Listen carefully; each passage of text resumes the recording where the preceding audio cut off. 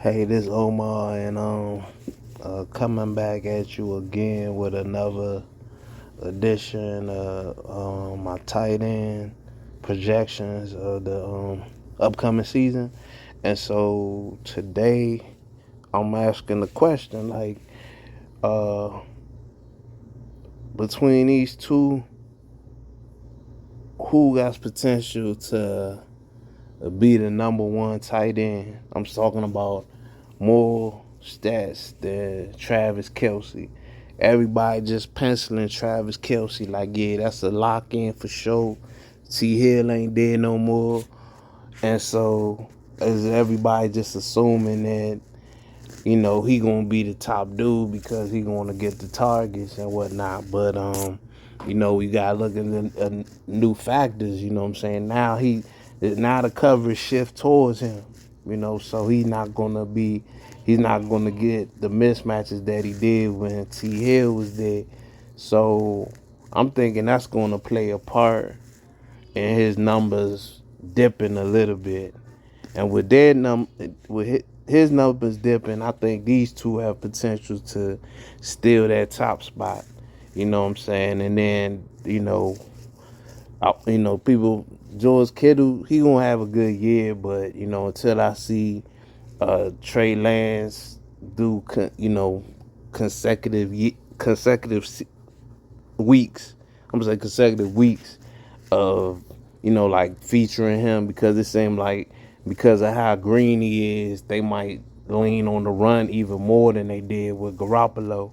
So because of that, you got Kyle Pitts had a monster rookie year. As far as catching, not touchdown wise, but catching, he had 68 catches for 1,026 and one touchdown.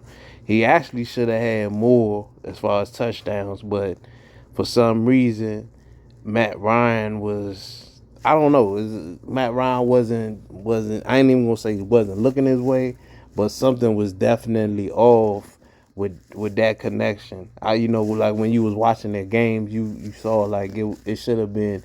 His statistics should have been way much higher. Well, once they shifted him and started before putting him in formations where he was out on the outside and whatnot, it definitely like bumped up his stats.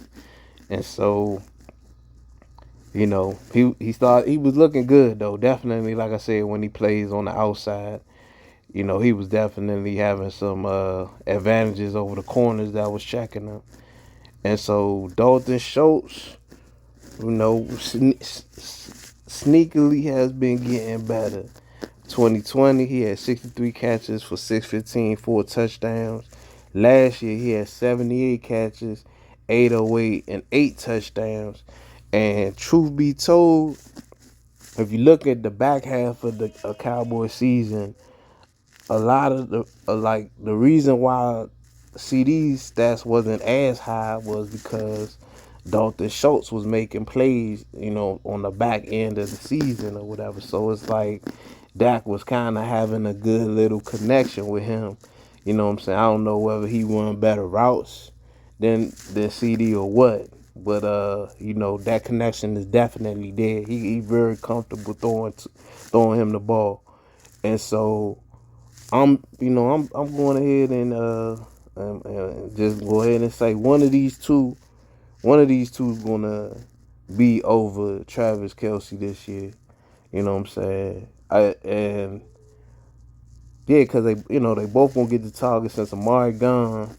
Somebody got to pick up Amari targets until one of the new receivers for the Cowboys starts to show that they can make plays or whatever. Gallup, he coming back from that knee injury, so we don't even know how good he gonna be. And they got James Washington in there, and then James Washington got hurt as well, and so we'll see if Noah Brown actually can make plays. He did okay. He was the fourth guy last year.